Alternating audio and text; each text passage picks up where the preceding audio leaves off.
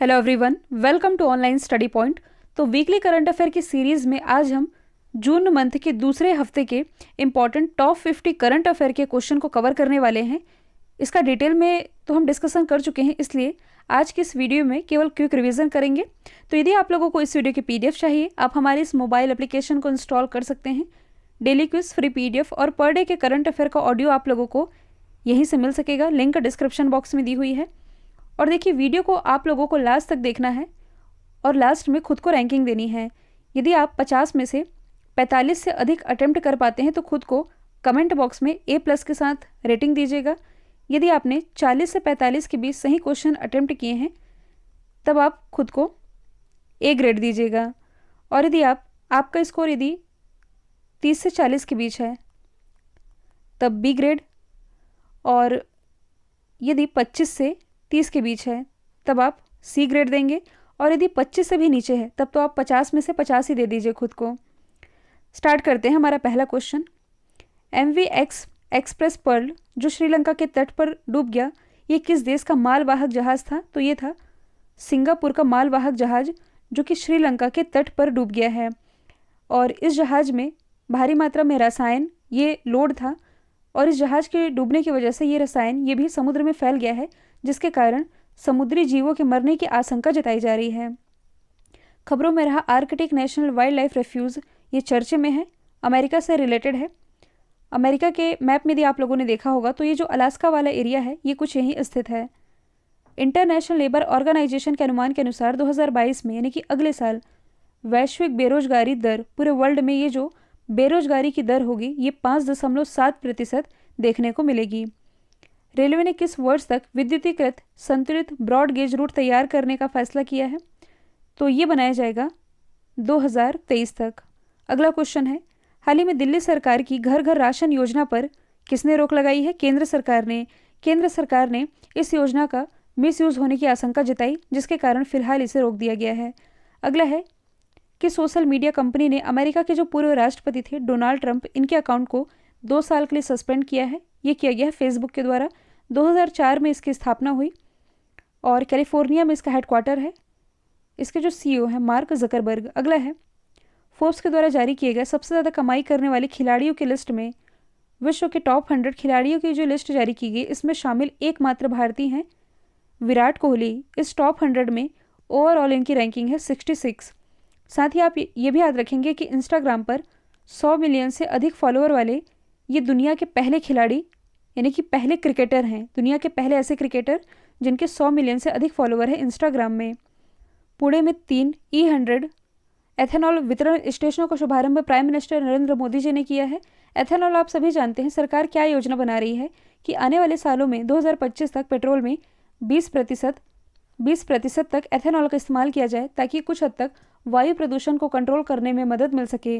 और आप लोगों को मालूम ही है, एथेनॉल पॉलिसी जारी करने वाला पहला राज्य बिहार बन गया है।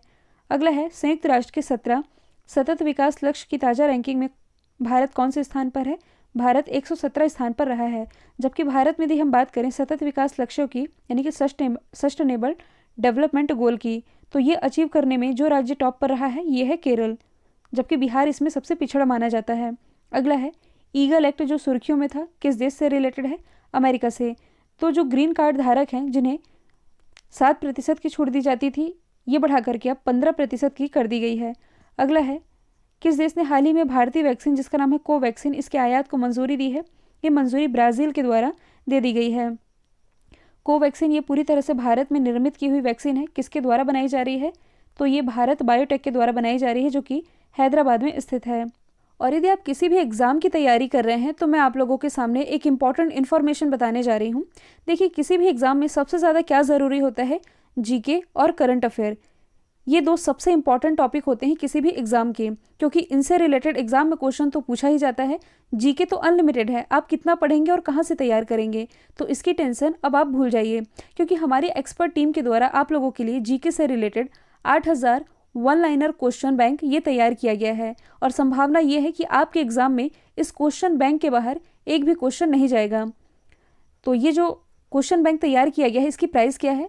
देखिए, इसकी प्राइस ज़्यादा नहीं रखी गई है, 200, 100, 50 बिल्कुल नहीं है। आप लोगों की सहूलियत के हिसाब से इसका प्राइस मात्र रखा गया है 21 रुपये का। इसमें आप लोगों को 1 साल का फ्री करंट अफेयर भी मिल जाएगा। तो 21 रुपये में इससे सस्ती नोट्स आप लोगों को नहीं मिल पाएगी। इसे आप परचेस करिए और पढ़िए। हाल ही में असम का 6वां नेशनल पार्क किसे घोषित किया गया है? तो असम का 6वां नेशनल पार्क ये बना है रायमोना। हालांकि इसके बाद 7वें नेशनल पार्क की भी घोषणा की गई थी। तो सबका नाम हम रिवाइज कर लेते हैं। काजीरंगा, मानस, नामेरी, ओरंग, डिब्रू साइखोवा, 6वां है रायमोना और 7वां हाल ही में बना है देहिंग पटकाई। अगला है नीदरलैंड की किस महिला धावक ने 10,000 मीटर की दूरी, या आप कह सकते हैं 10 किलोमीटर की दूरी, ये 29 मिनट 6 सेकंड में कंप्लीट करके वर्ल्ड रिकॉर्ड बनाया है? तो इनका नाम है सिफान हसन। किस राज्य के मुख्यमंत्री ने 80 एकड़ यानी कि ऑक्सीवैन बनाने की घोषणा की है? तो हरियाली को बढ़ावा देने के लिए ऐसा फैसला हरियाणा गवर्नमेंट के द्वारा किया गया है। किस राज्य ने नौकरी को बढ़ावा देने के लिए नॉलेज इकोनॉमी मिशन लॉन्च किया है? ये लॉन्च किया गया है केरल के द्वारा, क्योंकि जो केरल है ये भारत का सबसे ज़्यादा शिक्षित राज्य माना जाता है। डिजिटल एजुकेशन वाला ये भारत का पहला राज्य भी है। साथ ही सब्जियों के लिए एमएसपी का निर्धारण करने वाला ये भारत का पहला राज्य बन गया है। किस राज्य के मुख्यमंत्री ने अनुप्रति कोचिंग योजना की शुरुआत की है? तो इसकी शुरुआत राजस्थान गवर्नमेंट ने की है। इस योजना के तहत जो बड़े बड़े एग्जाम होते हैं, यहाँ तक कि आईएएस की भी जो कोचिंग है, इस योजना के थ्रू यहाँ फ्री में प्रोवाइड कराई जानी है। अगला है Times Higher Education Asia university ranking में कौन सा भारतीय संस्थान टॉप पर रहा है? तो इसमें टॉप पर रहा है Indian institute of science Bangalore. मतलब कि भारत की तरफ से टॉप पर है, लेकिन पूरे एशिया में टॉप पर रहा है चाइना का एक विश्वविद्यालय। इसका नाम क्या है? सिन्हुआ। अगला क्वेश्चन है किस भारतीय शिक्षक को वर्ल्ड बैंक एजुकेशन एडवाइज़र के रूप में नियुक्त किया गया है? रंजीत सिंह दिसाले को। इनका नाम आप ज़रूर याद रखेंगे क्योंकि इन्हें ग्लोबल टीचर अवार्ड से अभी हाल ही में सम्मानित किया गया था। ये महाराष्ट्र के एक शिक्षक हैं। अगला है nature TTL photographer of the year से किसे सम्मानित किया गया है? तो ये सम्मानित किए गए हैं थॉमस विजयन। किसने बुजुर्गों के लिए सेक कार्यक्रम और सेक पोर्टल लॉन्च किया है? ये लॉन्च किया गया है सामाजिक न्याय और अधिकारिता मंत्रालय के द्वारा। सेक की फुल फॉर्म बनती है senior care ageing growth engine. ये है इसकी फुल फॉर्म। अगला है हाल ही में बिटकॉइन को लीगल करेंसी के रूप में मान्यता देने वाला विश्व का पहला देश ये बन गया है अल सल्वाडोर। बिटकॉइन ये एक डिजिटल करेंसी होती है जिसे हम ना तो देख सकते ना ही छू सकते। इसे ही मान्यता दे दी है अल सल्वाडोर ने। अर्जेंटीना ये जेनेटिकली मॉडिफाइड गेहूं को मान्यता देने वाला विश्व का पहला देश बना है। इसका नाम है HB4। ब्रिटेन क्लाइमेट इमरजेंसी को लागू करने वाला पहला देश है, जबकि जो न्यूजीलैंड है ये क्लाइमेट इमरजेंसी के लिए कानून लाने वाला विश्व का पहला देश बना है। चर्चे में रही सी स्नॉट की घटना मैंने आप लोगों को डिटेल में पढ़ाया है। किस महासागर में देखी गई है? तो ये देखी गई है मरमरा सागर में। मरमरा सागर ये है कहाँ? तो आप लोगों ने तुर्की की लोकेशन तो देखी है। तुर्की की राजधानी है अंकारा और तुर्की का जो सबसे बड़ा शहर है ये है इस्तांबुल, जो कि आता है यूरोप महाद्वीप में। बाकी तुर्की का पूरा हिस्सा ये आता है एशिया महाद्वीप में। तो तुर्की का वह हिस्सा जो कि एशिया महाद्वीप में आता है ये कहलाता है अनातोलिया, और जो हिस्सा यूरोप में आता है ये कहलाता है थ्रेस। यहीं के पास मतलब कि कुछ यहीं स्थित है मरमरा सागर, जहाँ इस सी स्नॉट की घटना को देखा गया है। सी स्नॉट की घटना में जो पूरी काई है इस महासागर में जम गई है, जिसके कारण यहाँ मतलब कि नाव भी चलाना मुश्किल हो गया है और मछली पकड़ने वालों के लिए भी दिक्कत बढ़ गई है। अगला क्वेश्चन है किस अंतर सरकारी समूह ने बहुराष्ट्रीय कंपनियों पर न्यूनतम वैश्विक दर की घोषणा की है? तो ये घोषणा G7 की बैठक में हाल ही में की गई है। और ये जो मिनिमम ग्लोबल टैक्स है कितना निर्धारित किया गया है? 15% तक का। और G7 की ये जो फाइनेंस मिनिस्टर की बैठक रही है ये ऋषि सुनक जो कि ब्रिटेन के वित्त मंत्री हैं, भारतीय मूल के हैं, इन्हीं की अध्यक्षता में आयोजित की गई। 76वें यूनाइटेड नेशन जनरल असेंबली के अध्यक्ष का चुनाव किसने जीता है? ये जीता है मालदीव के विदेश मंत्री साहिब अब्दुल्ला ने। अगला है भारत के चुनाव आयुक्त तो कौन बने हैं? ये बने हैं अनूप चंद्र पांडे। आप सभी जानते हैं एक तो होते हैं मुख्य चुनाव आयुक्त जो कि सुशील चंद्रा, ये हैं 24वें क्रम के मुख्य चुनाव आयुक्त। सुशील चंद्रा के अलावा 2 अन्य चुनाव आयुक्त होते हैं। 2 अन्य में एक तो राजीव कुमार हैं, दूसरे थे अशोक लवासा। लेकिन अशोक लवासा की नियुक्ति एशियन डेवलपमेंट बैंक के उपाध्यक्ष के रूप में कर दी गई, जिसके बाद से ये पद खाली था। और इसी के बाद अब जो अनूप चंद्र पांडे हैं इनकी नियुक्ति की गई है चुनाव आयुक्त के रूप में। अगला है देश की पहली इलेक्ट्रिक व्हीकल सिटी कौन बनी है? तो ये बन गई है केवड़िया, जो कि गुजरात में स्थित है। इसी केवड़िया में सरदार पटेल की विश्व की सबसे ऊंची प्रतिमा, जिसे आप कह सकते हैं स्टैच्यू ऑफ यूनिटी, ये स्थित है। किस राज्य सरकार ने जहां वोट वहां वैक्सीनेशन अभियान की शुरुआत की है? दिल्ली गवर्नमेंट ने। किस राज्य की वाटर ब्यूरियल फिल्म को राष्ट्रीय फिल्म पुरस्कार में सर्वश्रेष्ठ फिल्म का पुरस्कार दिया गया? यह रिलेटेड है अरुणाचल प्रदेश से। स्कूली शिक्षा में प्रदर्शन ग्रेडिंग इंडेक्स में कौन सा राज्य टॉप पर है? पंजाब। भारत ने ऊर्जा के क्षेत्र में बढ़ावा देने के लिए किस मिशन को लॉन्च किया है? Innovation clean tech exchange. हाल ही में जारी the Times 50 most desirable man की लिस्ट में कौन टॉप पर है? मरणोपरांत सुशांत सिंह राजपूत। जबकि एक्ट्रेस की यदि बात की जाए डिजायरेबल वुमन की, तो इसमें टॉप पर रही हैं रिया चक्रवर्ती। किस देश का रेलवे दुनिया का सबसे बड़ा हरित रेलवे नेटवर्क बनाने जा रहा है? तो ये बना रहा है अपना देश भारत। अगला है 2021 के इकोनॉमिक इंटेलिजेंस यूनिट के ग्लोबल लिवेबिलिटी रैंकिंग में किस शहर को दुनिया का सबसे रहने योग्य शहर बताया गया है? ये बताया गया ऑकलैंड को। ऑकलैंड जो कि न्यूजीलैंड का एक शहर है। अगला है अब तक का सबसे बड़ा डायनासोर का जीवाश्म ये कहाँ खोजा गया है? ऑस्ट्रेलिया में।